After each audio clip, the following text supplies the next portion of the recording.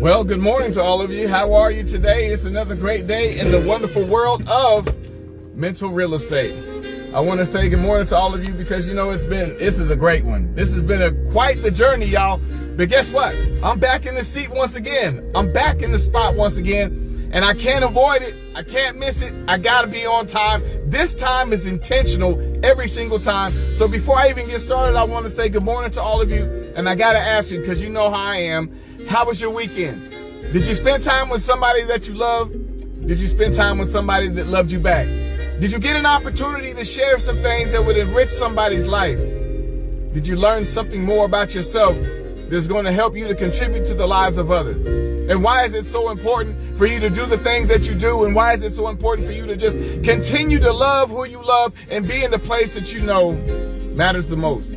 This is yours truly, Monday Mental Real Estate, back in the seat once again, coming back from across the globe, coming back from across the water. But you know what? That ain't it. What's it is right here, right now. With all of you that give me an opportunity to speak, all of you that give me an opportunity to just share some of the knowledge that I have, because it's most important that we do the things that seem to matter more every single day. And today is no different. So we're talking about Monday Mental Real Estate, talking about the positive and negative contributors to your mindset. And what does that mean for you? Absolutely everything. There is no shortcuts in mental real estate, because every day we live it, every day we got to give it. So today is no different. So let me dig right in, talking about this life application before I get into the word on today, y'all.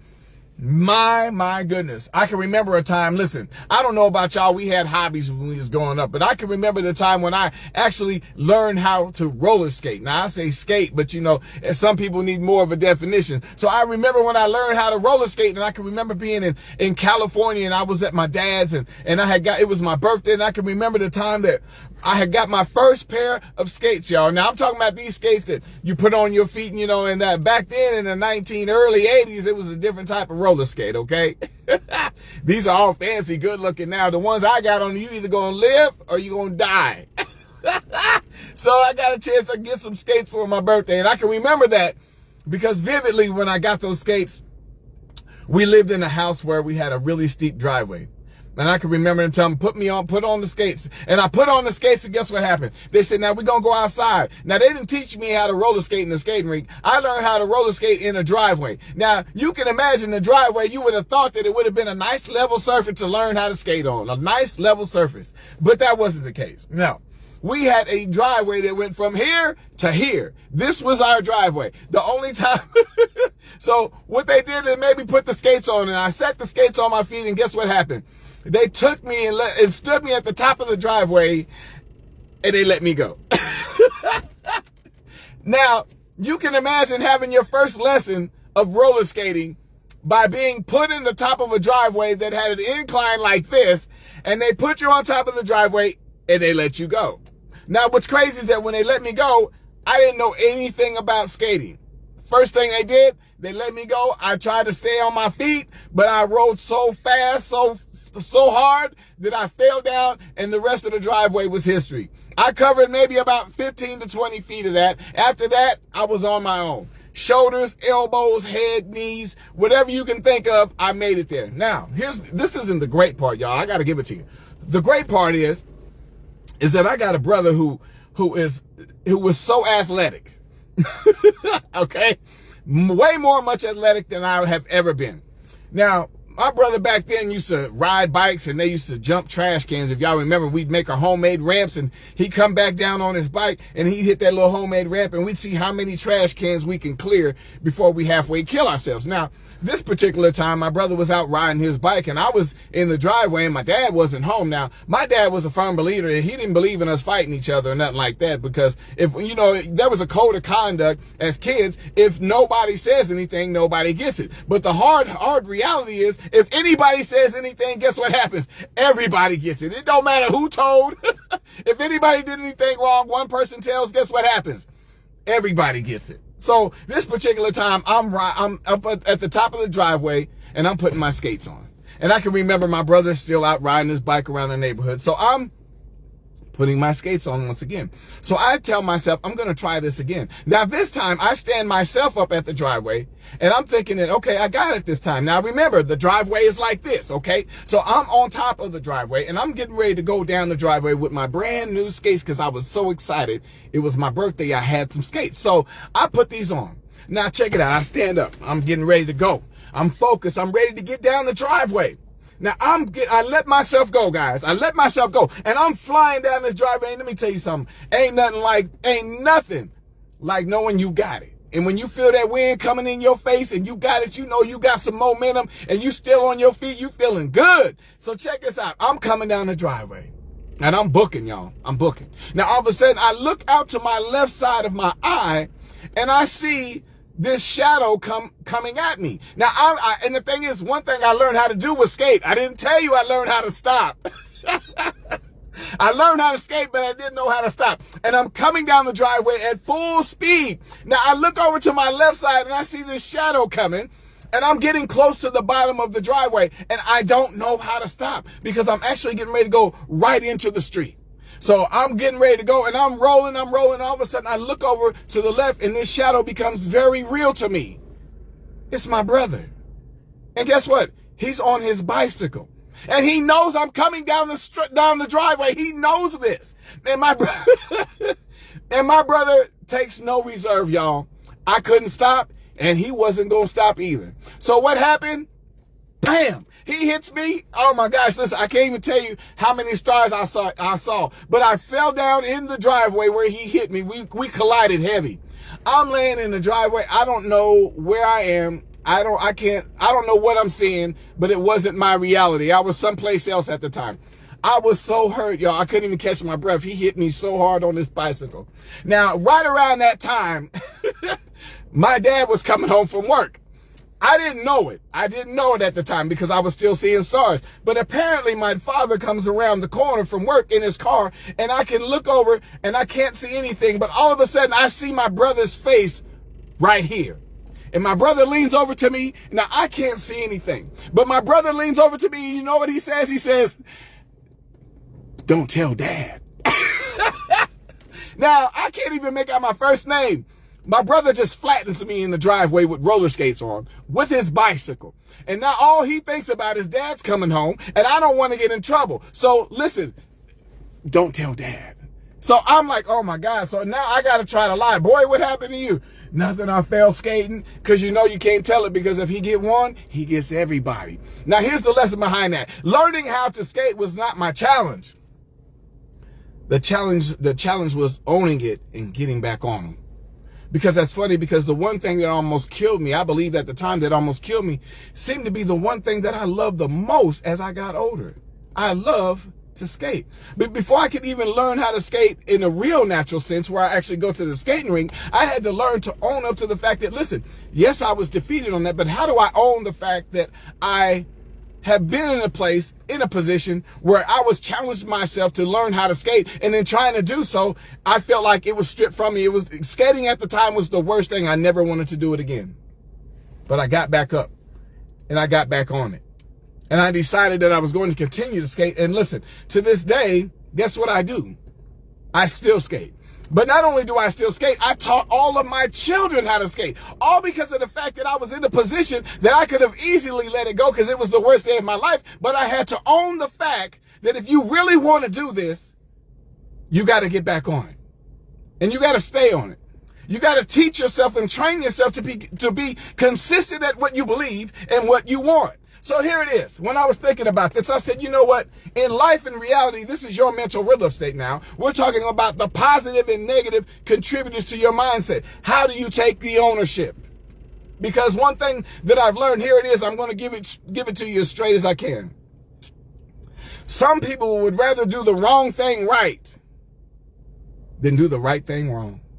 Let me say that again. Some people would rather do the wrong thing right instead of trying to see how it even taking the opportunity to do the right thing wrong. Why? Why do I tell you this? Because listen, if you do the wrong thing right a lot of times you're in alignment with a lot of things and a lot of people and a lot of that company. But when you do the right thing that's wrong, or if you put yourself in a position to do the right thing wrong, you've tried. You've put forth the effort. But because you did the right thing wrong, guess what happens? You become ridiculed. You become talked about. People have things to say about you, and they put you in a position that you have to try to defend your position because you tried to do what? The right thing. So the question today is, I'll get ready to put on this lessonary thing that I call these lenses of mental real estate is, listen, why do people have trouble with owning their achievements? Now listen to this. We've all been in positions where we've come, we've grown, we've done so many different things. But what I'm saying to you today, you said it right, Chandrika McDowell. This is now Professor Dr. Michael Freeland. But what I'm saying is, why do people have trouble owning their achievements? Because I used to have trouble owning what it was. Now listen, people will tell you do good, but you know what? Okay, now let me give you an example, because here it is.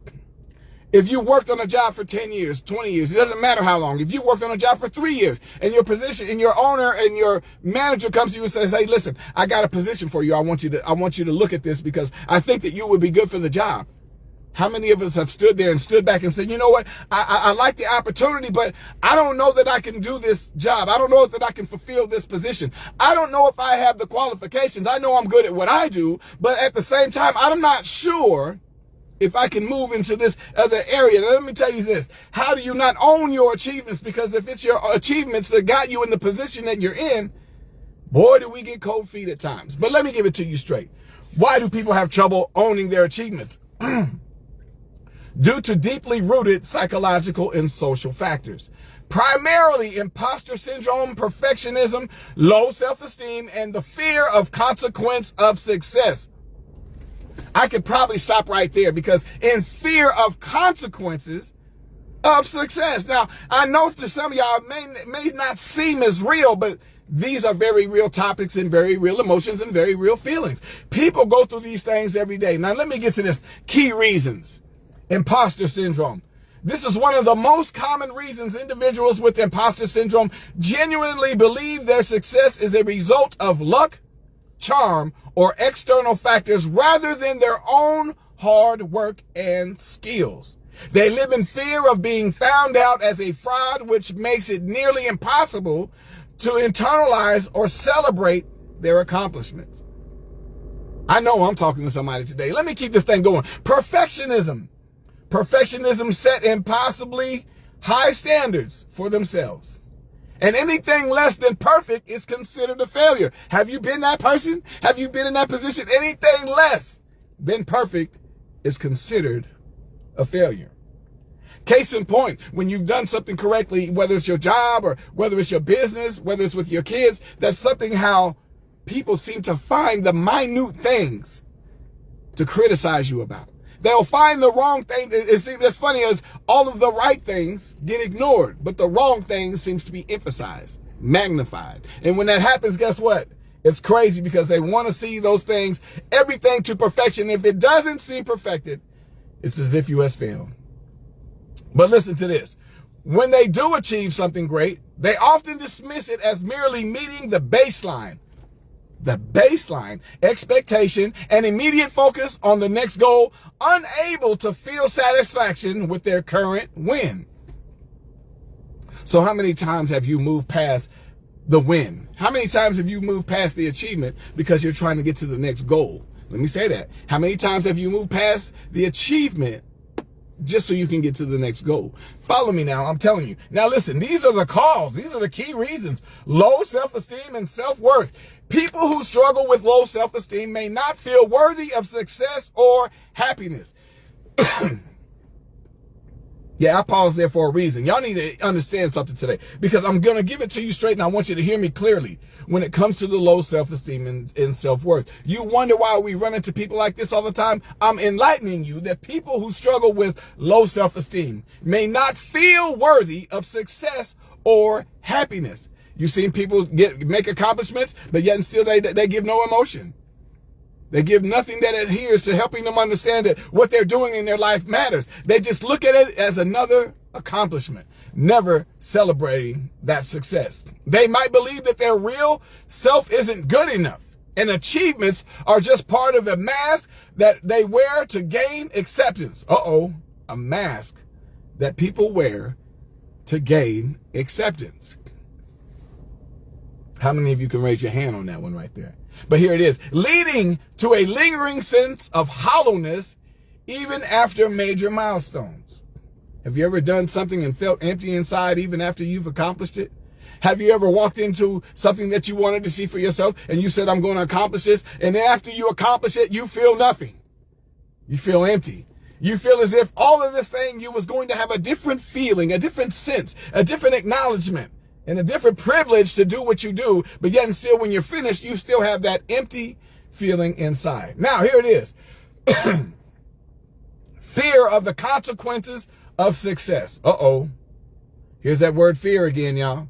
Here's that word fear. Listen, because that's funny, because you're not going to admit to other people that you often entertain fear. And you may not believe that you do. But let me help you understand. The fear is often not of success itself, but of what comes with it. Let me say that again. That the fear is often not of success itself, but of what comes with it. Yeah. Elevation. To whom much is given, what they say, much is required. Listen here. We're not going to keep this stuff. I'm not going to freeze it up. We're going to keep it going. Increased pressure and expectations. Success often brings higher expectations from others and oneself, which can lead to anxiety and burnout. Listen, y'all, I'm talking all this stuff to you guys to help you just understand why people have trouble taking ownership of their achievements. Maybe this could be something that you dealt with in your life, but social isolation or backlash. Listen, some people worrying that their success might alienate friends or family. Did you hear that? Some people worry that their success might alienate friends or family or lead to negative social consequences, prompting them to downplay their achievements to maintain a sense of belonging. Wow. Some people want to belong to groups. Some people want to belong in their circle. Some people want to stay in their circle because they know how much it means to them. But let me enlighten you. Everyone that comes to the dance isn't going to dance with you. Just because everyone is in the party doesn't mean they have rhythm. It doesn't mean they have style. Everybody that's in the room with you doesn't mean that they're supposed to take this journey along with you. They may be merely there as a stop. They may be passing by. And they be moving on to other things. So this is what I'm saying to you then when it comes to social isolation. We get caught up into the fact that we worry sometimes about the alienating of friends or family based on prompting you to downplay the achievements to maintain a sense of belonging. How many times have you given up just to stay where you at? You're comfortable with where you are, but you know that there's something more for you to be doing, but increased responsibility. Let's go there. New opportunities often come with additional duties. Uh-oh, did you hear that? New opportunities often come with additional duties and demands, which can be overwhelming for those who fear they won't be able to handle them. Now that's increased responsibility. Why don't we take control and take ownership of our achievements? We're getting there, guys. Fear of failure after success. Once a high level is reached, the fear of making a mistake and falling from grace can become amplified, making individuals wary of acknowledging their current position. We're going to keep going. Childhood experiences. Listen here. The tendency to avoid owning success can be a learned habit from childhood. Some of us didn't know that. Can be a learned habit from childhood. If admitting mistakes led to harsh punishment, mama, get off the phone right now. If admitting mistakes led to harsh child punishment, or if its success was met with belittlement or immense pressure, a person may develop a pattern of deflecting responsibility and downplaying accomplishments as an adult to protect themselves. Now, what in the world did that one come from? Where did that come from? The fact of what I'm saying is childhood experiences have a lot to do with why today, I'm not talking about yesterday, while today in this day, we have issues with taking ownership of our achievements. Now listen here, constant needs for external validation. Here it is. high achievers may become reliant on outside approval to measure their worth. Oh my goodness. I don't know how to say that any better, but I'm going to say it again. High achievers may become reliant on outside approval to measure their worth. When they receive praise, they may struggle to accept it gracefully because it doesn't address their internal doubts, leaving them feeling unfulfilled. Have you ever told somebody thank you? Now, I'm guilty. Have you ever told somebody thank you or told somebody how much you appreciate what they've done and they look at you as if that's not good enough? Like, that's it? That's all you want to say to me? After all I've done, there's nothing more that you can that you can say? That's because a lot of times we're dealing with the constant need for external validation. Now, listen to this, and then I'm done. Overcoming this requires a shift from relying on external validation to building internal self-worth. Your mental real estate. Practicing self-compassion and intentionally acknowledging and celebrating personal successes, however small, no matter how big or small. Our achievements are for us to own, not for us to deflect. I said it earlier, it seems to be easier for some people to do the wrong thing right rather than look at themselves doing the right thing wrong. Why is it so important for people to know that where you come from is a factor in the reality of where you're going? I'm giving you some topics. I'm giving you some real advice. I'm giving you some things for your mental real estate, your mindset, your perspective of thought, your positive and negative contributors to your mindset. But why is it so important that I must give it to you?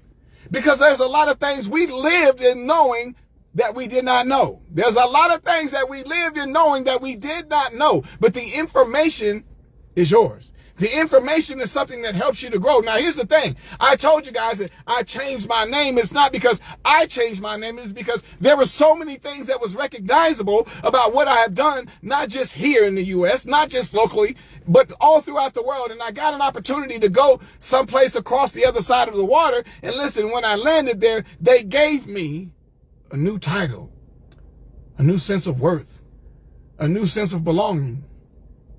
And one of the first things I thought of is, do I deserve it? One of the next things I thought of is, did I earn it?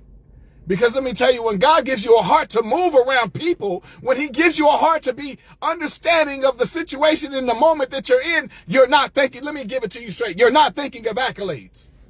You're not thinking of the trophies. You're not thinking of the awards. You're not thinking of those things. What you're thinking of doing is being in alignment to what you were called to do. So when you're in the midst of being in alignment of what you have been called to do, you're not looking for the accolades.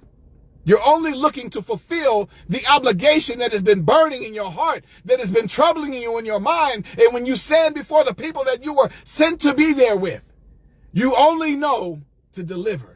And when you deliver, it's amazing to watch God work and see how the transformation of a mind can be right in front of you. How the transformation of a community can unify. How the transformation of a country can be reassembled. Because when you have a position, you know only to fulfill your obligation, and you do not, and you should not. And I'm not telling you what to do, but I'm saying when it comes to me, I am not looking for the accolades. And when the accolades come, listen, is it well deserved? Yeah, but listen, how do you take ownership of your achievements? Should you? Absolutely. Why is it important for you to take the ownership of your achievements? Because listen, you've done the work. And if God's way of acknowledging you is through a platform that somebody else sees the work, because here it is, I've done all these things for years. I've been traveling into Africa for years. I've been working mental real estate since it was created. And you know the thing about that is without fail, every Monday of every week of every month of every year for almost 5 years, without fail, I've shown up here for all of you.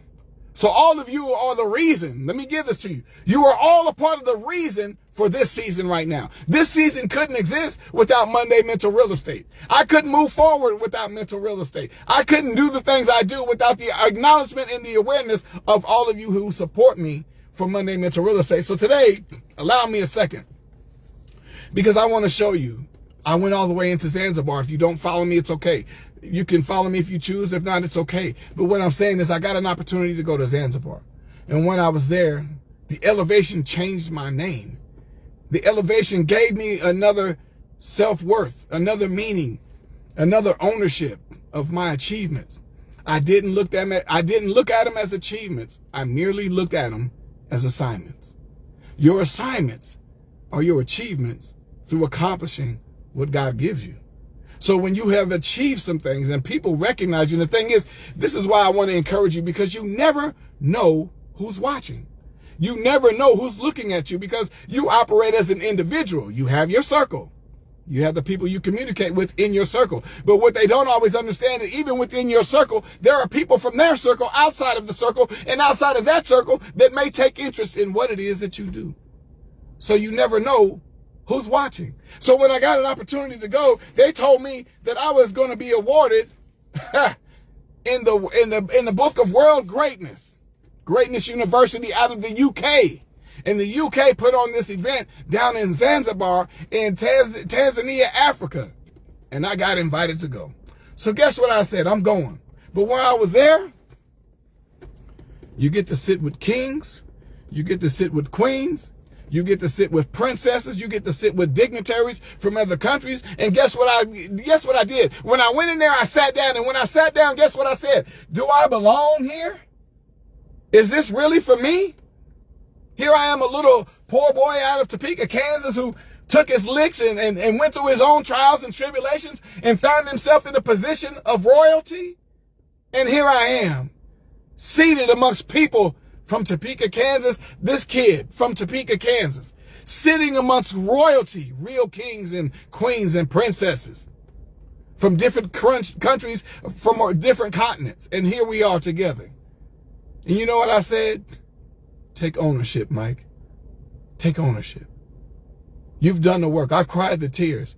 I've made the sacrifices. I've gone far and I've come near to do all the things that I do. Listen, and I'm not here to tell, this is not a bragging session. This is something to help people understand that, listen, you too, whatever was prepared for me, you too, whatever was given to me, you too can do exactly what God has given you. All you have to do is be obedient enough to walk in the steps that was ordered before you. I did not do this for the achievement. I did it for the assignment. And because of the assignment, people take notice. And because they see what I have achieved, therein comes the acknowledgement. So today, let me just share this with you. This is the award that I received from the World Greatness out of the UK. This is amazing, guys. I'm going to show you by hand right here. You know why I'm sharing this with you guys? Because you are my supporters. Not just my fan base. You support me. You pray for me. You keep me up on my feet when it's tough. When I've been sick, you've lifted me through prayer. When nobody else was watching, the 5 or 6 or the 7 show up every time. But why? This is an acknowledgement for all of you. Let me show you. This is heavy. This ain't plastic, y'all. This is not, let me tell you, this is not plastic. This is world greatness. This is my award in world greatness.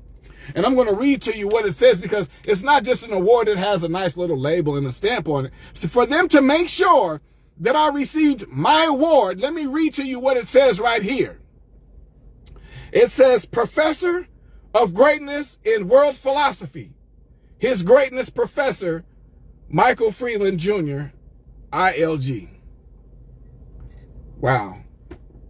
Can you imagine what world greatness does for its people?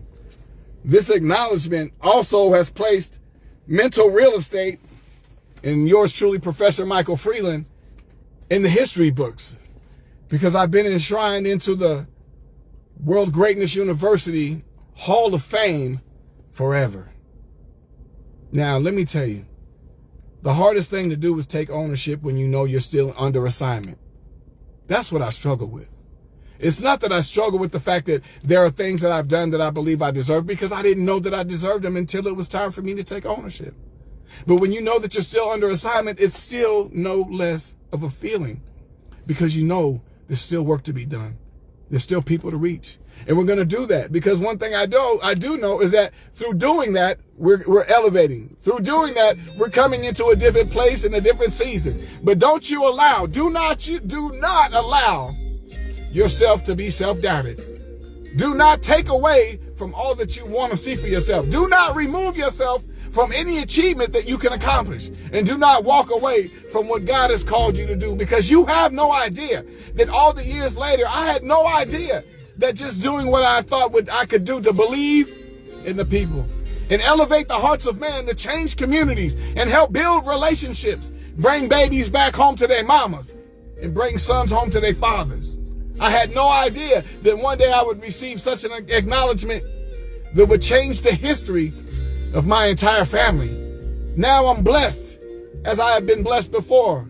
But this achievement is different. So when you move with intention. Don't let nothing stop you, guys. I'm telling you, when it's hard, don't let it stop you. When you cry, don't let it stop you. When no one sees you, don't let it stop you.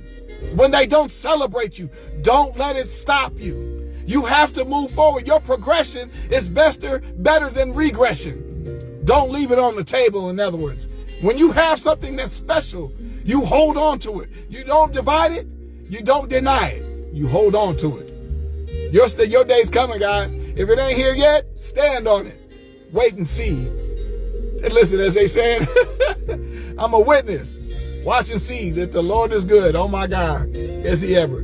So thank you all for taking your time for Monday Mental Real Estate.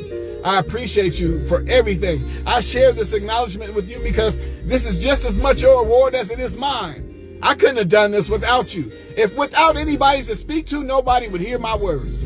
But I thank God that you guys gave me the platform to give you what I have. And now guess what?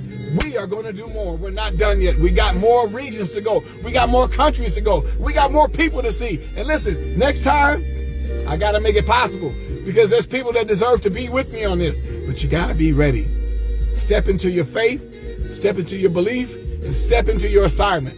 And when I'm telling you, let's take ownership of what we've achieved. Don't give nothing back. If they're jealous of you, that's because they was never a part of your team. Don't worry about jealousy.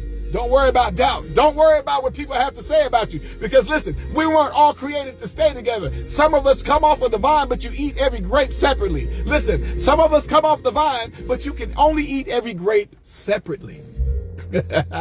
I love that, because everybody has this designated point where you're supposed to be. And let's continue to move that way, because your intention is intentional.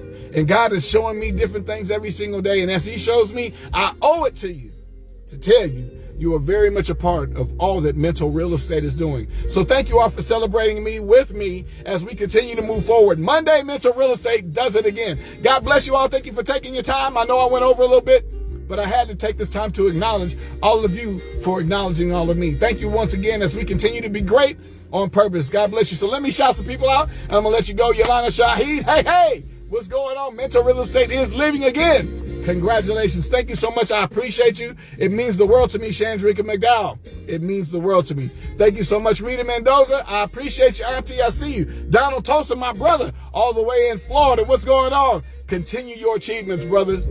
Many people are looking and they're watching, ready to follow, so you can get that achievement. Let's keep it going, bro. I always appreciate it. Felicia McGlory, thank you so much for hopping in. I appreciate you, my big bro, all the way in PA. Antoine Montooth, what's going on? Love you, man. As always, you know how we do it. Let's keep the heart moving, guys. Jetta Thompson, good morning, mother. I see you. Thank you for hopping in and taking your time. This was a great day today, y'all. It was a great day. I'm so blessed that I had an opportunity to share some of the greatest things and greatest achievements with you. And last but not least, my mother, Brendan Redmond. Mama, how you doing? I see you. I'm going to be calling you. But I thank you so much for all that you did, all you do.